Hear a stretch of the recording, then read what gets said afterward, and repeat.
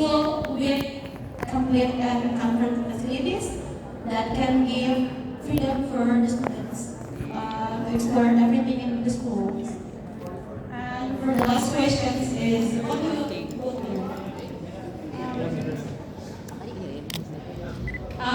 Our groups wonder about, there is no guarantee about the future students. I mean, even the school has a lot of facilities and comfort facilities, but there is no guarantee that they will success in the future if we compare with the second pictures. So that's our group's opinion. Thank you. Thank you. Oke, first group bagian barat itu membahas tentang facility. Mungkin tadi yang sudah semangat di depan sini terkait aja.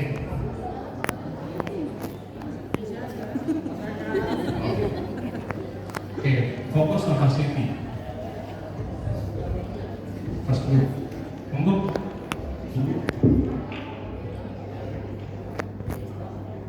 Saya yang main sebelah barat dulu ya.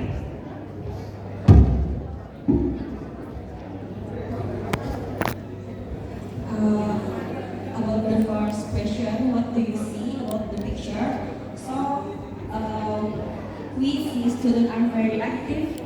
They play the school happily and in a good fight and with a good place. And about the second question, what do you think? So we think they are very comfortable, intact, aesthetic, classic place, and with complete facility, modern program, and comfort program, I think. And about the third question, what do you wonder? So, what question do you have about the picture? So we have three questions here: how to enter in the school, how about the course, and how the culture inside. Thank you. Okay, first about facility, second about Toto. Please describe your thought about this particular school in Lesotho.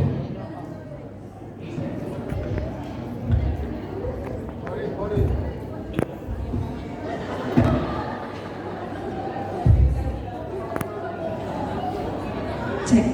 Okay, thank you for the chance for our girl. It's very simple and there are no many students. And the second is, what do you think about that picture? The situation of the school is very cozy and has beautiful scenery. And the last is, what do you wonder? What do you wonder why the school uses Japanese curriculum? Meanwhile, as we see, the school is very simple. I think that's all. Thank you. Thank you.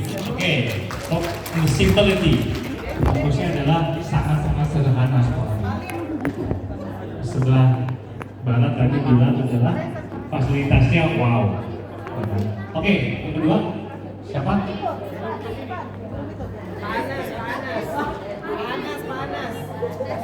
Bismillah, Assalamualaikum warahmatullahi wabarakatuh. To make you understand well, I will speak by bahasa.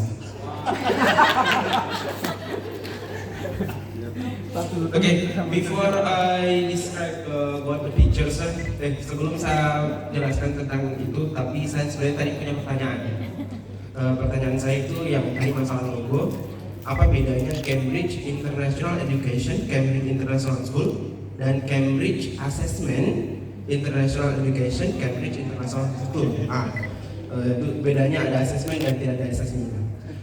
Lanjut kepada gambar. Kami melihat bahwasanya yang kedua adalah sekolah yang sederhana. Tapi dari kesederhanaan itu, sekolah tersebut bisa memenuhi apa?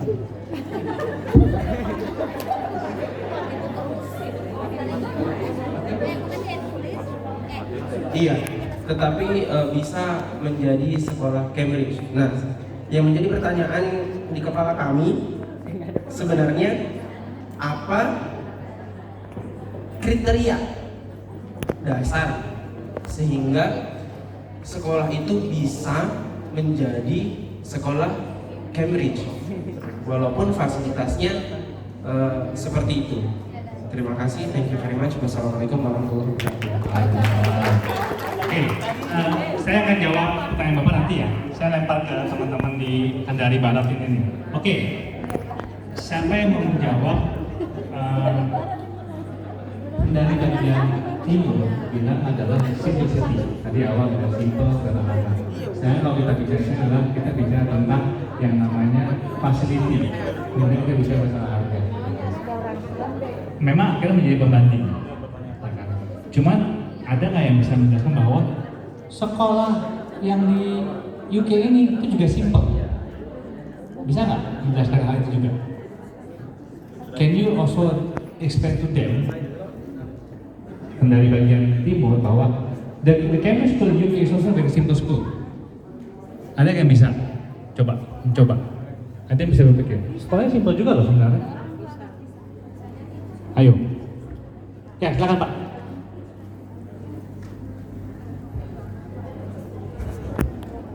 So it's like debating. It's like debating session here. So if we compare between the two schools, one school is look like a modern school, and then the second one is like a remote area school. But actually, when we say that the simple one, so we don't have to look at like from the facilities or maybe others' point of view, but we see what is the teaching learning process inside of the school.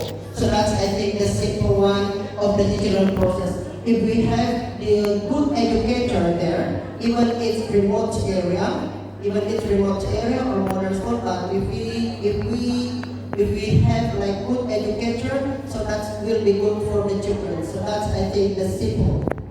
So that's my point of view. Okay, thank you. That's really amazing. Karena pertama, my first thought about can we make it simple for this Cambridge agak serius? Ya bisa aja. Bagi siswa yang ada ini, itu mereka simple. Mereka tidak perlu harus berusaha untuk dapetin fasilitas. Iya kan? Mereka mau main golf, mereka mau main bola ada lapangan. Mau main basket ada lapangan. Ini adalah our latest pathway program. Starting from kindergarten atau early years up until advanced. Makanya kalau dibandingin dengan kurikulum lain ya yang ada di dunia secara internasional, we are the first international curriculum that runs all level, early years, primary, lower secondary, upper secondary, advanced. Ya, itu. Nah, ketika kita bicara early years, TKA dan TKB. Ketika kita bicara primary, SD kelas 1 sampai kelas 6, karena emang sama konsepnya. Dari mulai TK, sekarang kan ngambil all level bukan IGCSE, meskipun sama-sama di kelas 9 dan kelas 10.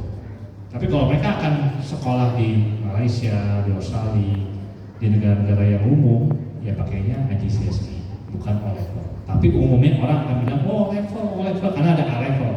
Nah, tapi untuk EY3, karena mereka berharap ketika si anak lulus dari TK sudah punya kemampuan Inggris yang kuat ketika masuk ke SD-nya.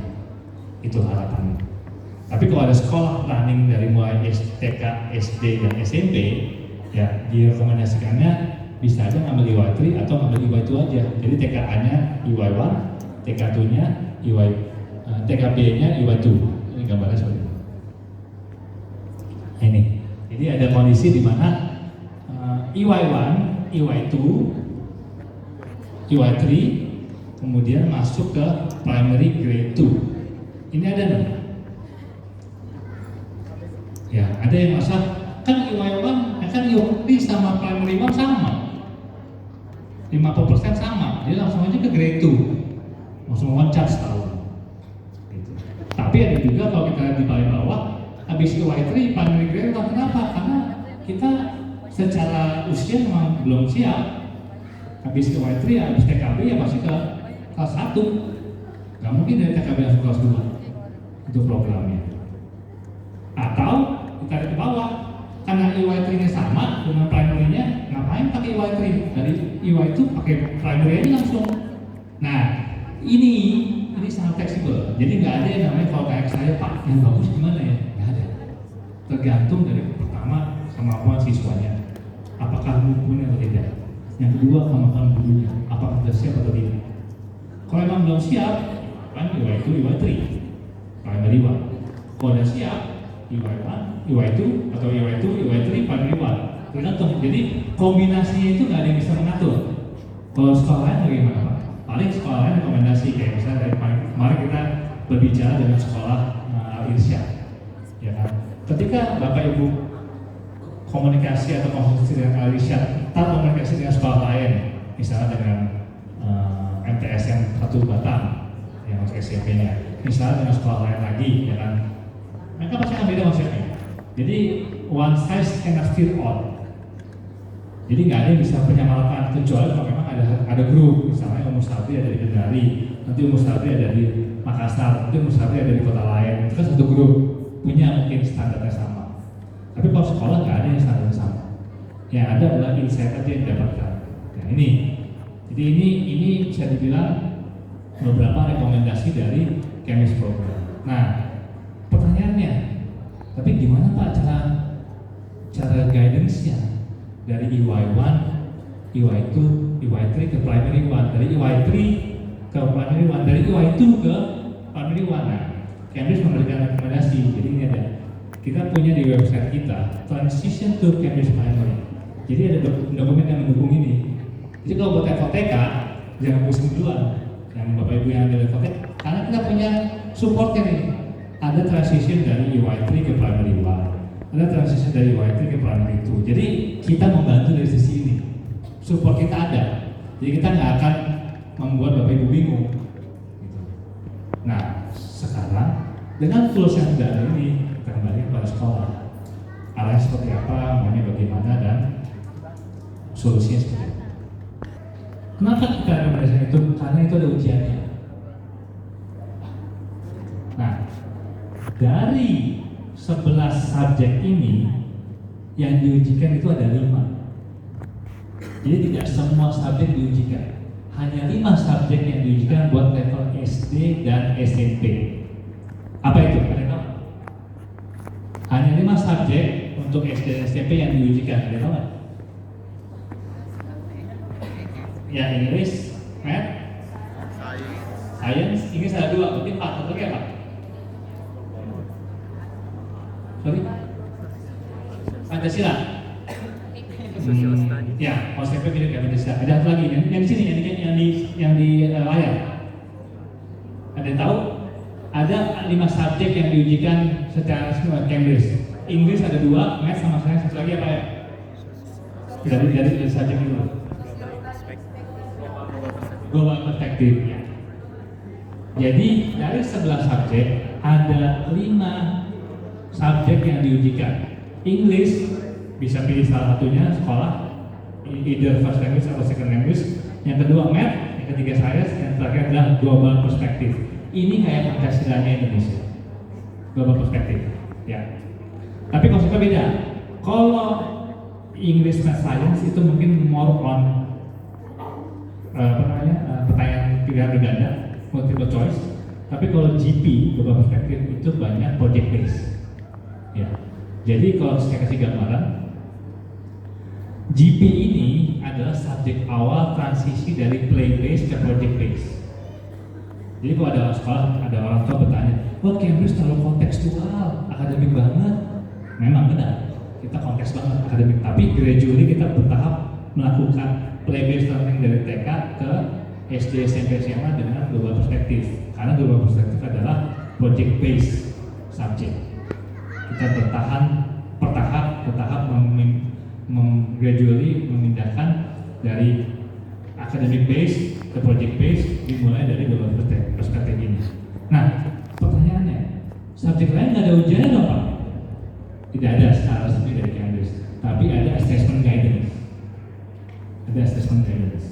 Jadi di mana ada dokumen yang memang diberikan oleh Cambridge kepada sekolah, bisa di-download, terus bisa misalnya, oh saya pengen ujian art and design deh. Nah ada tuh assessment guidance-nya. Jadi si guru tinggal menganalisa, oh nih ada soal-soal yang bisa dipakai nih buat assessment guidance. Makanya kalau saran saya, if you have this particular subject, 11 subject ini, mulai dari computing kemudian sampai ke well-being, ya pakai aja semua subjeknya. Kan ada silabusnya, kayak PE, Physical Education, olahraga. Pakai aja silabusnya Cambridge, combine dengan nasional, program merdeka, combine dengan kurikulum sekolah, combine dengan kurikulum Cambridge. Ujiannya bagaimana Pak? Ada assessment guidance. Apakah itu oleh Cambridge? Tidak. Ini guru sendiri. Apakah masuk ke lapor sekolah, tapi ke rapor Cambridge? Yang masuk ke rapor Cambridge adalah yang diujikan itu dengan checkpoint. Ya, itu. Yang lain bisa nggak Pak? Misalnya computing atau musik bisa. Tergantung. Jadi kalau saran saya ambil semuanya, tapi yang diujikan hanya 3, Inggris, Math, sama Science. Itu. Nah, itu adalah checkpoint. Nah, pertanyaan dari guru, Pak, anak saya belum siap buat checkpoint. Gunakanlah progression test. Progression test itu ada diberikan secara gratis oleh Cambridge dari mulai kelas 3, 5, kelas 3, 4, 5, 6, 7, 8, 9. Itu diberikan oleh sekolah Cambridge di website. Tinggal di-download. Nah, biasanya memang progression test ini dipakai oleh sekolah buat ujian kenaikan kelas. Kelas 3, kelas 4, kelas 4, kelas 5, 5, kelas 6 itu dipakai. Begitu kelas 5, kelas 6, kelas 7 mereka pakai checkpoint test itu. Checkpoint test itu berbayar di luar dari uang yang memang dikeluarkan oleh sekolah. Jadi ada additional cost buat checkpoint. Tapi progression test sudah tersedia di website Cambridge yang ada untuk sekolah. Gitu. Tapi bisa nggak pakai progression test buat lulusan anak kelas 6 ke kelas 7? Bisa, cuma nggak ada sertifikat dari Cambridge-nya. Itu hanya sekedar acknowledge bahwa si anak udah ngerjain tes berhasil dan dari progression test, tapi sertifikat nggak ada. Pengakuan sebagai siswa lulus dari TK, dari level SD ke SMP tidak ada. Oke, harus ngambil dengan checkpoint test. Nah, progression itu menariknya adalah ada soalnya, ada jawabannya. Si anak kerjain soalnya, jawabannya, si guru akan marking. Kayak kemarin Bapak Ibu dapat ya dengan analisa. Nah, itu bisa dimasuk ke sistem. Ada sistem kita yang bisa menganalisa jawabannya, buatlah report. Nah, kalau checkpoint, sekolah nggak perlu lakukan apa-apa. Sekolah melakukan ujian, dikirim balik ke Cambridge, nanti akan terima report dan sertifikat.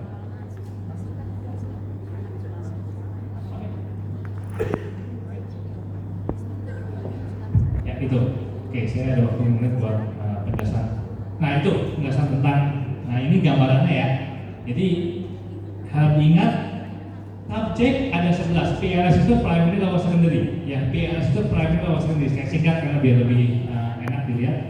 Primary level secondary SD SMP subjek ada 11. Assessment guidance itu ada art and design, global perspective, computing, literacy, music, physical education. Progression test itu hanya ada untuk 4 subjek: English, second language, English second language, mathematics sama science. Checkpoint exam ada 5: global perspective, literacy, English second language, science. Nah, yang well-being test ada di well-being. Jadi ini penting buat dipelajari karena nggak semua tersedia untuk semua subjek. Tergantung pilihan dari Bapak Ibu sekalian, tergantung dari pilihan guru dan pilihan sekolah. Kemarin saya ngobrol dengan Pak Deden dari Alisat. Alisat gradually akan mulai kelas 4, 5, 6 mempelajari GP. GP itu agak menantang karena kontennya itu wide, luas banget. Nggak ada kontrol kontennya. Jadi harus ada guru yang bisa mengontrol mau diarahin kemana. Beberapa sekolah fokusnya misalnya di bahasa Inggrisnya, beberapa sekolah fokusnya misalnya di hukumnya, beberapa sekolah misalnya fokusnya di pengembangan karakternya. Dia tergantung sekolah mengembangkan kemana. Karena kalau dibuka semuanya, anak pasti pusing. Beda dengan level SMP, level SMA, udah punya pola pikir yang lebih mengerucut. Kalau level SD SMP agak susah buat uji. Oke, nah kita akan lanjut ke upper secondary sama advance, tapi seperti Pak Arif bilang, Bapak Ibu bisa coffee break dulu. Berapa lama? Coffee break berapa lama? Enggak. Oh gitu? Oke. Ini sana bagus kan? Coffee break? Iya, Bapak Ibu sekalian, kami persilakan untuk